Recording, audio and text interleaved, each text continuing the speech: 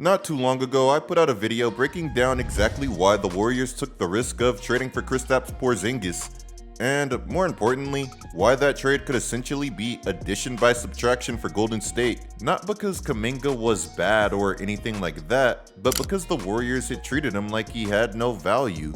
I say this somewhat jokingly, but at a certain point, it just became undeniably clear that under Steve Kerr's reign of terror in the Bay, that Jonathan Kuminga was never going to be who he was supposed to be.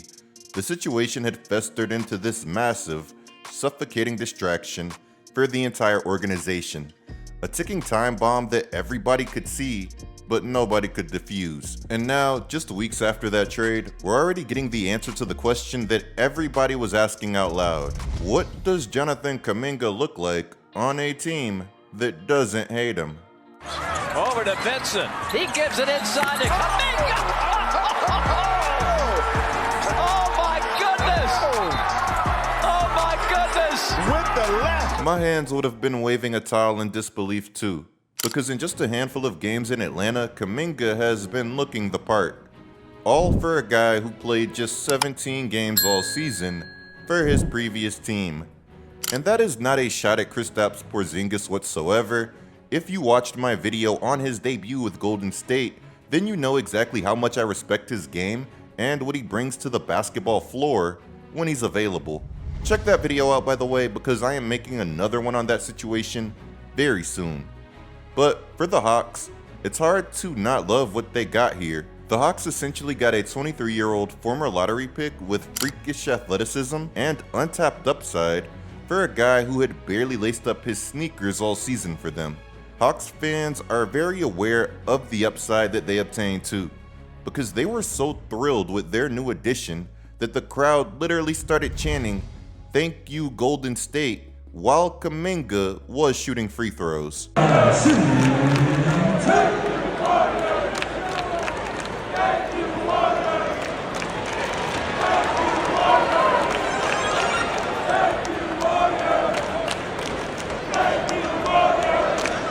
Hawks fans were thanking who they traded with mid-game during free throws.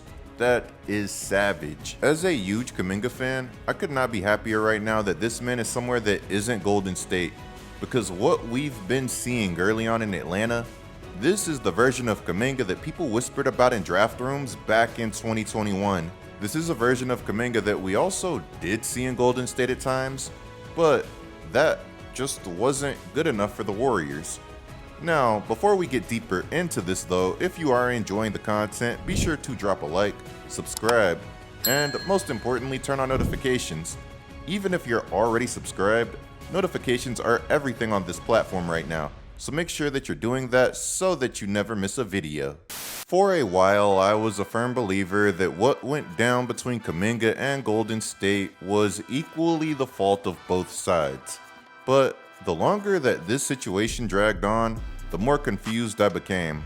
Why were the Warriors so hard on this man when even their own players wanted him to succeed and were defending him publicly? The Warriors apparently disliked this man so much that before he was even traded, someone in his circle was reportedly flagged for, and I need you to understand how petty that this is, taking too much food from the team's family room. Let's go ahead and see what the Warriors are worth on Google, shall we? Alright, so Forbes has the Golden State Warriors valued at around $11 billion. But forbid that one of the select players helping to drive this ridiculous billion-dollar valuation go ahead and grab one too many finger sandwiches from the family food room. It's not like the man was going into Steve Kerr's office and stealing food straight off of his desk or something like that. This man was going to the family food room and eating food. What's the problem with that? You guys are an $11 billion organization. I don't care what happened between you guys and Kuminga, but you cannot be that petty. And that was hardly the only petty moment between Kuminga and the Warriors. When word got out that Kuminga wanted out, Warriors GM Mike Dunleavy Jr. responded with this haymaker: "When you make a demand, there needs to be demand." Whoa, Mike Tyson, put the gloves down. When Kuminga had friends like that in his corner, he really did not need any enemies. All I can say is thank goodness for that trade. After the trade went through, Steve Kerr reflected on Kuminga's 5 years with the organization, and what he said I feel like most of us already knew. I think it was a tough situation for everybody, given how raw he was when he got here and given we were still playing for championships. He needed the runway to make more mistakes. He needed the experience of being in the NBA and understanding what it was about. For him, it was very tough not being allowed to make those mistakes. For us as a staff, it was tricky trying to develop him while we were trying to win. I think it's as simple as that. Everybody liked him. I liked him. He's a really good guy, very personable, well liked in the locker room. Just a tough fit. I'm not dismissing Kerr's point entirely. Coming into a franchise that doesn't just expect to win, but expects to win a certain way as a player who still has so much left to figure out, that's genuinely a tough spot to land in. That's not for everybody. This wasn't just any winning team. This was one of the greatest dynasties that basketball has seen in the modern era. Walking into that as a raw 19-year-old is no small thing. Kuminga wasn't without fault either though. There were stretches where he could have locked in harder and the mental lapses were real. I'm not pretending that none of this existed. But here's where it stops being an equally split conversation for me. There's a difference between a player having flaws and an organization deciding that those flaws are permanent. Kerr rode the Jimmy Butler excuse for a while. But even with Jimmy's ACL tear, I had no faith at all in the Warriors finding the right development path for Kuminga.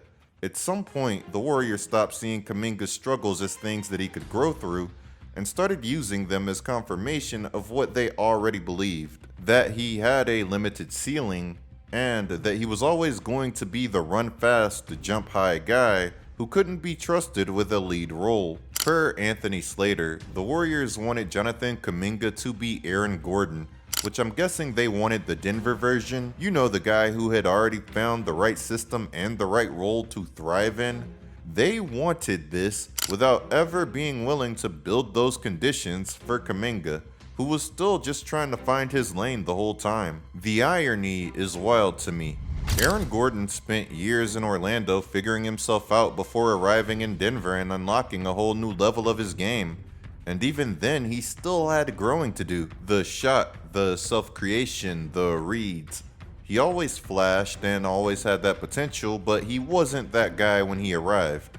Yet, with Kuminga, play 18 minutes, make one mistake, and the next night he's watching from the bench with a DNP.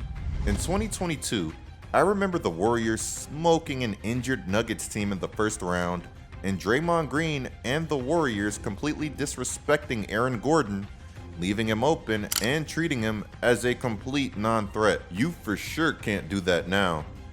It's a league of growth, and as I said earlier, thank goodness for that trade, which should allow Jonathan Kuminga to grow. Kuminga might have not landed with a Jokic, but he did land somewhere huge for a player of his profile. Atlanta runs the third fastest pace in the league.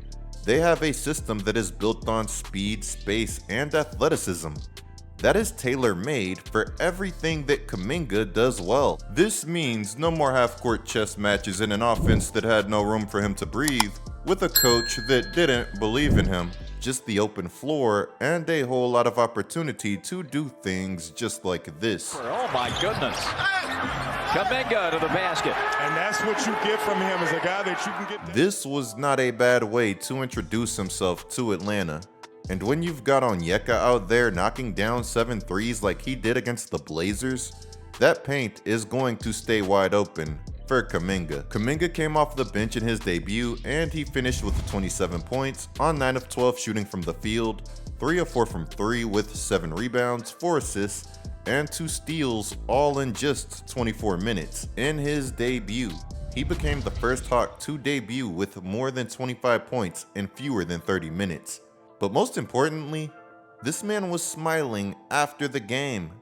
I don't know what to tell you. I'm just excited, to get out there, get this dub, as many wins that we can collect out there, that's all that matters. It don't matter who go crazy, who don't go, just As long as we all play for each other and get that dub, that's all that matters. There was a bit more room to operate in this one, with Jalen Johnson leaving in the first quarter with a left hip flexor injury, but don't let that take anything away from it, because this is just what Jonathan Kuminga does. He's already had some strong games in Atlanta. He's been doing a little bit of everything in Atlanta, including blocking shots and playing defense, which I've always thought that he's had some decent one-on-one defensive potential. And per his coach, he's playing some unselfish basketball too. Did I mention that he's also thrown down some nice dunks? Oh, the windmill! Neek! Hey, Neek! where you represent, young fella? Some people say that Kuminga has always padded his numbers against weak teams and that beating up on weak teams like the Blazers won't prove anything. Okay, but it's kind of hard to take that argument seriously when the Warriors, the franchise that benched this man, have lost to those same Blazers 3 times this season, only managing to win one matchup. Is Golden State really that far away from the Blazers record-wise too? Don't forget, he's doing all of this coming off of a left knee bone bruise from when he hyperextended it on January 22nd against Dallas. What do you guys think that the ceiling is here? Because while there is a ton of opportunity in Atlanta, they did already have some wings. And more specifically, they've still got Zachary Risache, their own first-round pick from 2024, who needs the right conditions to keep growing too. Are you seeing empty stats, role player, star, superstar, or something else entirely? Drop what you're seeing in the comments below. For me, I can't call it quite yet, but I for sure need this to go better than things did with Cam Reddish. People forgot about Cam, but not me. Anyways, there's some more going on in the basketball universe that we have to be covering. So clicking one of the videos that's on the screen right now is a great way to support this channel. I'm GetLikeCoop, bringing you guys the scoop until our next upload.